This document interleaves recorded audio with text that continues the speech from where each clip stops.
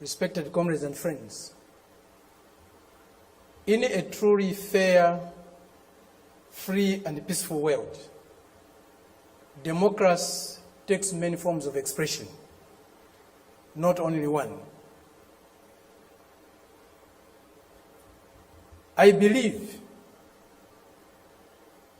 democracy is a government in which all the people participate, in which the interests of the people reign supreme, in which their country's sovereignty, their country's honor is at the top. It seems this month is a month of democracy discourse in the world.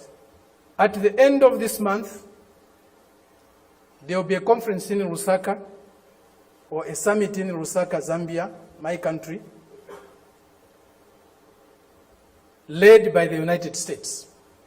They have come to Southern Africa to teach us democracy.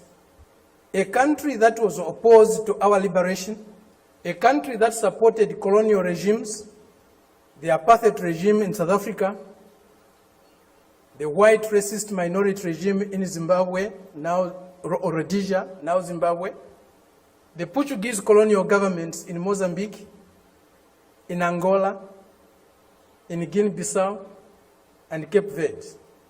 Today is coming to Africa to teach us about democracy. A country that has toppled so many governments in Africa, that has led so many coups in Africa and other parts of the world. A country that has killed so many of our leaders in Africa and other parts of the world. The killers of Patrice Lumumba, those who toppled Kwame Nkrumah, those who killed Nasser, those who killed Muammar Gaddafi, today are coming to teach us about democracy. A country that has been built on brutal force, on enslavement of other human beings, on the humiliation of Africans, the exploitation of Africans, the plunder of Africa, today is coming to teach us about democracy.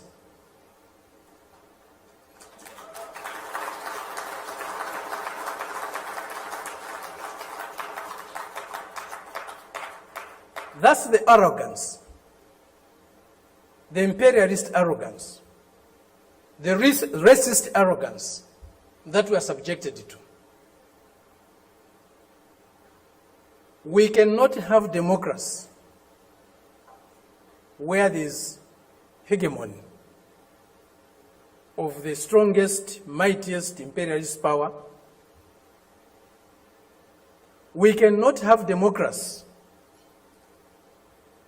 where a country's resources, a country's decisions are dictated to by another country.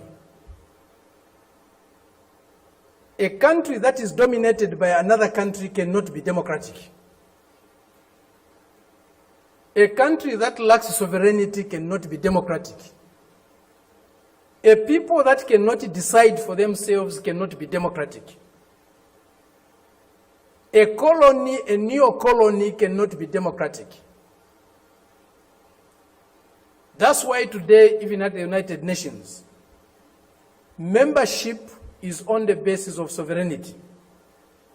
Only sovereign nations can be members of the United Nations, because only sovereign nations can decide for themselves. A colony cannot be a member of the United Nations. It's not by accident. It's not a mistake. If you have no respect for the dignity of others, if you have no respect for the sovereignty of other countries, you cannot claim to be a champion of democracy. They used to say, all roads lead to Rome. Today, we can confidently say, all roads to progress, all roads to what is better for humanity leads to Beijing.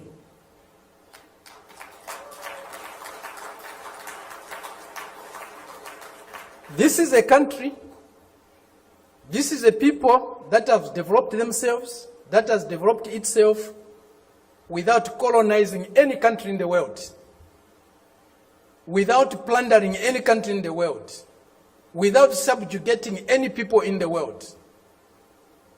This is a country that is developing with maximum respect for others, for their history, for their cultures, and recognizes the diversity that is there in civilization. We were only taught one form of civilization, one form of modernization. That was the Western way. Westernness was a measure of how civilized, how modern you are. We reject that.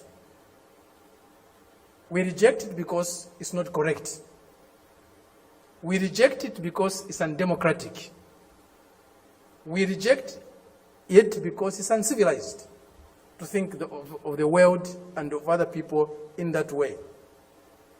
Today, they cannot accept the fact that China has caught up with them.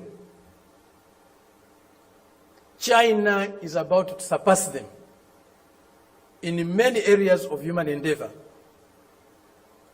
The imperialist arrogance is inhibiting them from accepting that reality. The racist arrogance is inhibiting them from accepting that reality. But the world is changing. The changes we are witnessing today, as President Xi said in Moscow recently, or the other day, they have never been seen in 100 years. They have shaped a world that they themselves today are scared of. And they have shaped a world that is not sustainable. Democracy, human development is not sustainable on the basis of plunder, on the basis of enslavement, on the basis of humiliating other people every day. That is a system we are seeing today, a system that will not survive if plunder is eliminated, if subjugation of other peoples, other nations is eliminated, if inequality in the world is eliminated. That system will disappear. The only system that you can survive and can endure for long is a system that is based on mutual benefit, win-win relationships, mutual respect for others, accommodation and tolerance of others, and fraternal love for all humanity. This is what we find in China today. This is what China's example is showing us. Indeed, all paths are different. There's no path that is the same, even if they are leading to the same destination. Each path has got its own characteristics. We are seeing that, we are learning that, we are experiencing that today with China. There are many things that need to be done to get the world that we want. A more just, a more fair, a more peaceful world is possible, but it won't drop from the skies.